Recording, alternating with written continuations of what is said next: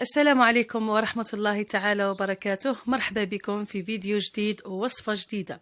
اليوم حبيت نشارك معكم خبز الطاكوس بطريقة اقتصادية، سهل سريع طيبه يعني وانتي واقفة يعني في رمشة عين. العجينة ما فيهاش ياغورت طبيعي، ما فيهاش الحليب، ما فيهاش البيض، يعني اقتصادية 100%، وتجيكم ما شاء الله تجيكم روعة، خير من الخبز تاع برا. راح نحتاج في المقادير. هنا عندي نصف صدر تاع دجاج، هذا مكان درت له الثوم، درت له التوابل، درت له ملعقه تاع طماطم مصبره، وهنا جبت الياغورت الطبيعي زدته له. هنا بعد ما شراه لي ولدي زدت كملت درت له الياغورت الطبيعي وخليته، يعني الملح شويه خل، راكم تعرفوا التتبيله تاع الشاورما كاملين. بالنسبه للعجين عندي 4 كيسان نتاع فرينه، الكاس اللي نشربوا به الكازوز عادي، ولا يعني الكيله يعني اللي تحبيها ديري بها. حبيتي تكبري الكيله تجيك كميه كبيره من الخبز، ولا تصغري يعني الا حبيتي تجربي برك ديري كاس صغير وكيلي به وجربي الخبز هذا ان شاء الله راح يعجبك. كما قلت لكم ما فيهش الحليب، ما فيهش الياغورت الطبيعي، ساهل وسريع. عندي هنا نصف ملعقه نتاع سكر، وعندي الملح طبعا يعني ديري ومن بعد تذوقي. عندي خميره الحلويات، باكي واحد نتاع خميره الحلويات، وعندي 4 كاس نتاع زيت.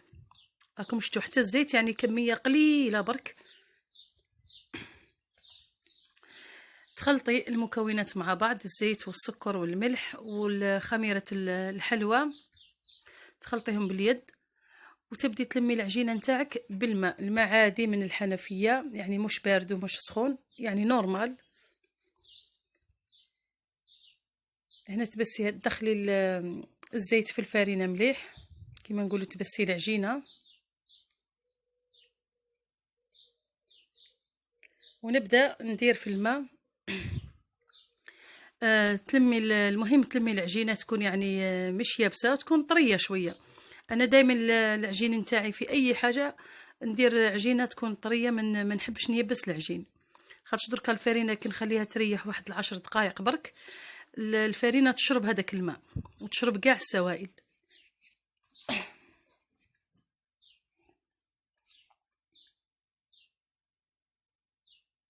شوفوا هنا العجينه كيفاش جات،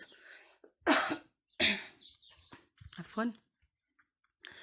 شوفوا العجينه كيفاش جات، تجيكم طريه وتجي ما شاء الله. الا حسيتوها يعني تعبتكم وتلصقت لكم ياسر في يديكم، زيدي رشه تاع فرينه في يدك وخدمي عادي. هنا نبدا نكور فيهم كرات صغيرين كيما تاع المسمن. ديري كرات وتحطيهم على جهه. مش عارفه يعني دائما كنجي ندير المونتاج نحس الحنجره نتاعي تحرقني، يعني تجيني الكحه. هاد الحوايج كاع ما يكونوش كاينين كي تكوني يعني نورمال. كي تجي ديري المونتاج كلشي يخرج فيك، ف الله المستعان. كما تعرفوا رانا في الفتره تاع الشهادات، شهاده البكالوريا، عندنا تاني شهاده البيام البروفي كما نقولوا.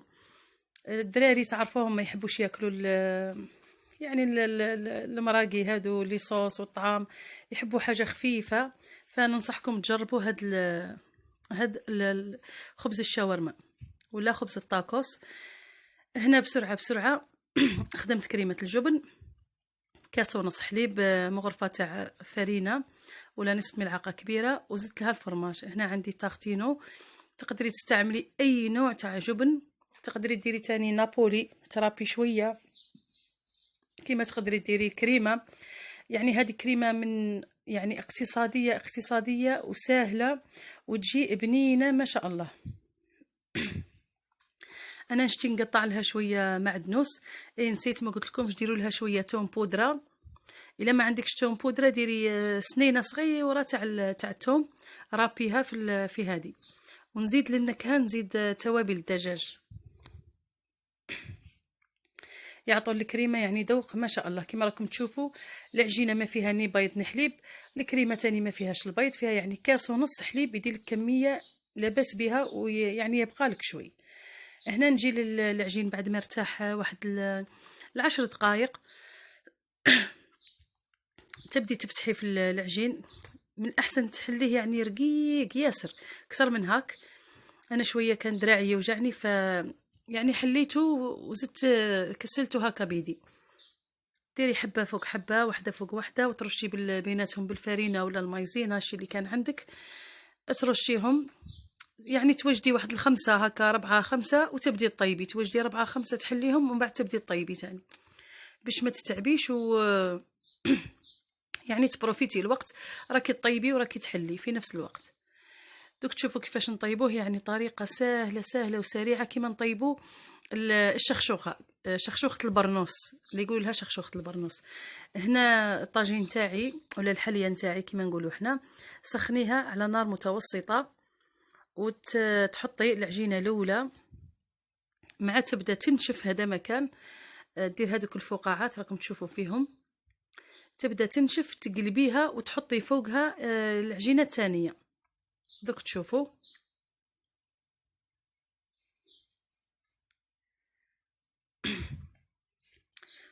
الطريقه يعني سهله ماهله.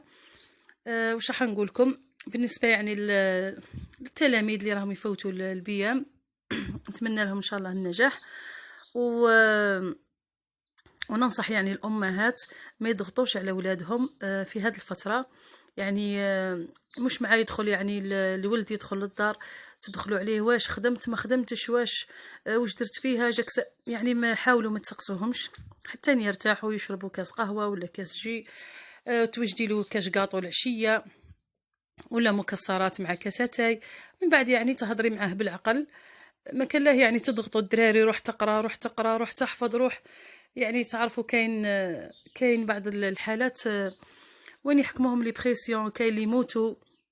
العام اللي فات يعني واحده لا طفل يعني مات من الضغط هذا تاع شهاده التعليم الاساسي. فنصيحه من عندي انا، حاولوا يعني تجوا بالعقل برك مع اولادكم، ما كان له العياط، ما كان له يعني الفوضى. ويعني مدبية نصيحة كأم لكل أم في هذه الفترة تاع الامتحانات، اللي يعني تتوله لولادها ما تخرجش ما تدخلش، تبقى في الدار هذه الفترة كاملة هي يعني فترة 4 أيام، ولا تريح الأم مع ولادها، ما كان له يعني تخرج ولا إلا لضرورة قصوى. راكم تعرفوا يعني وجود الوالدين في هذه الحالات خاصة الأم يكون دعم نفسي كبير. نرجعوا للخبز نتاعنا كما راكم تشوفوا. درتو كما قلت لكم كما الشخشوخه، واحده فوق واحده واحده فوق واحده. كما راكم تشوفوا راه مازال ماهوش طايب 100%، راح يكمل الطياب نتاعو في البانينوز. اللي عندها بانينوز، اللي ما عندهاش في الطاجين تعاودي تحطيه نورمال وتقلبيه مره زوج ثلاثه حتى يتحمر مليح. ايا وتقدمي لهم بالصحه والهنا ان شاء الله. المهم تكملوا كامل الخطوات. وكما قلت لكم الدراري ما يحبوش الاطباق الدسمه في هذه الفتره هذه تاع الامتحانات، حاولوا ديروهم هادو لي ساندويتش يعني في البيت، مصنوعه في البيت.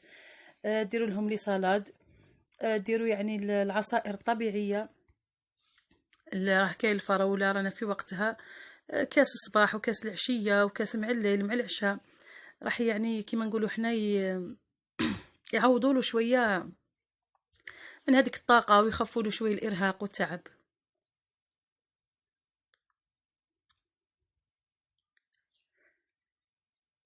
المهم نكمل هنا الطياب نتاعي. شوفوا كيفاش جا يهبل، جا ما شاء الله. يعني هذا الخبز اقتصادي وما تصدقوش يعني البنه اللي فيه والخفه اللي فيه، ما يجيكمش يابس نهائيا، كاع ما تخافوش.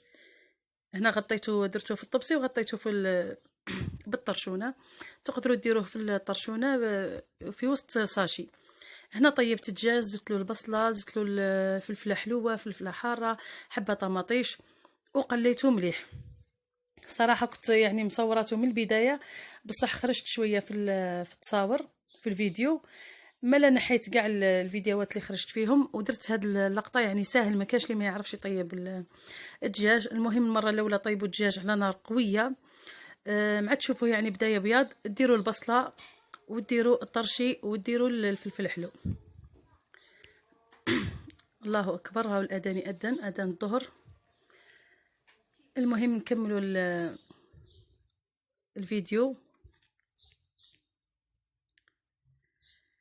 هنا نبدا نحشي في الخبز نتاعي كما راكم تشوفوا. ندير الدجاج نتاعي وندير البطاطا المقليه. هنا قطعتها مربعات صغار. اشهد ان لا اله الا الله واشهد ان محمد رسول الله.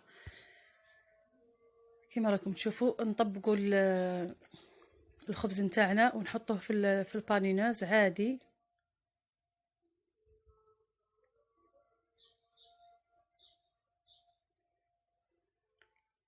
نخليكم يعني تشاهدوا الصور الفيديو حتى نكمل الاذان.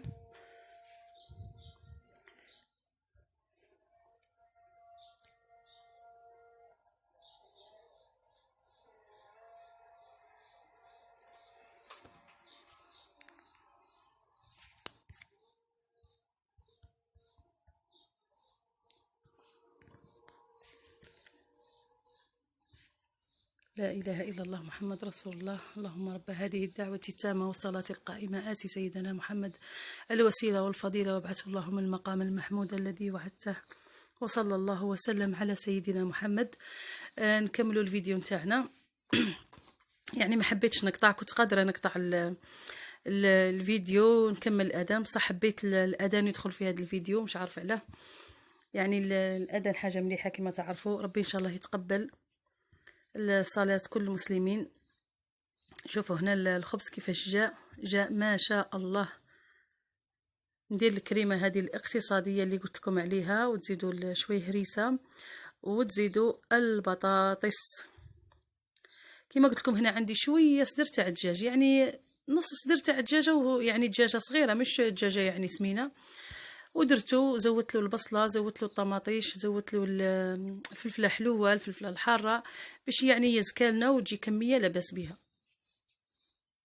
انتي الا كان عندك الفيونداشي، عندك الدجاج يعني بزياده كتري، يعني كل واحد والمقدور نتاعو. انا في هذا النهار يعني ولادي كيما يقولوا قالوا لي بالسيف ديري لنا الطاكوس. قلت لهم ما عنديش دجاج بزاف، معليش، قلت لهم يلا نديروا لكم بصح بطريقتي.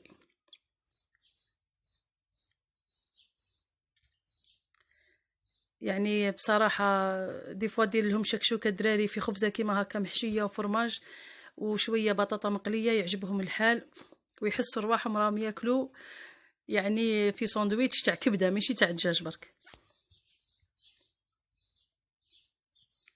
هنا بعد ما سخنت البارينوز سخنتها مليح مليح. ودهنتها طبعا بالزيت كما شفتوني، دهنتها المره الاولى نسيت، وعاودت دهنتها بالزيت. هذه الكميه اللي وجدت لي يعني تاع الخبز الطاكوس، كل واحد صح له زوج زوج. شوفوا هنا كيفاش تحمر ويعني وجا اللون الذهبي هذاك. تقدروا ديروا في الطاجين، ترجعوهم للطاجين اسرع واسرع. انا هذه البانينوز شويه تشد الوقت مالغري يعني سخونه بزاف، بصح تشد الوقت في التحمير نتاعها، طول ما تحمر الخبز. هنا نعاود لكم يعني لقطات واحده اخرين. هنا على ما نظن الفيديو راه معاود شويه، ما يهمش. كما قلت لكم هاد البانينوز مليحه مش مليحه، مي شويه تدي الوقت شويه. تسخن مليح، بصح كي تجي تحمر حسيتك شغل داتي شويه وقت، مش كيما تحمريها في الطاجين ولا في الشبكه تاع هذيك الشوايه هذيك تمتم. يلا هنا نكمل باقي الكميه. جري هنا اصلا كان يعني وقت العشاء. جاو الدراري من الجامع ولقاوني مازال يعني نخدم فيه. المهم جا ما شاء الله. ننصحكم تجربوا هاد الوصفة، ونتلاقاو ان شاء الله في وصفات اخرى. وتهلاو في ولادكم اللي راهم يفوتوا في شهادة البيام وشهادة البكالوريا، ونتمنى النجاح لكل اولادنا واولاد المسلمين ان شاء الله. والسلام عليكم ورحمة الله تعالى وبركاته.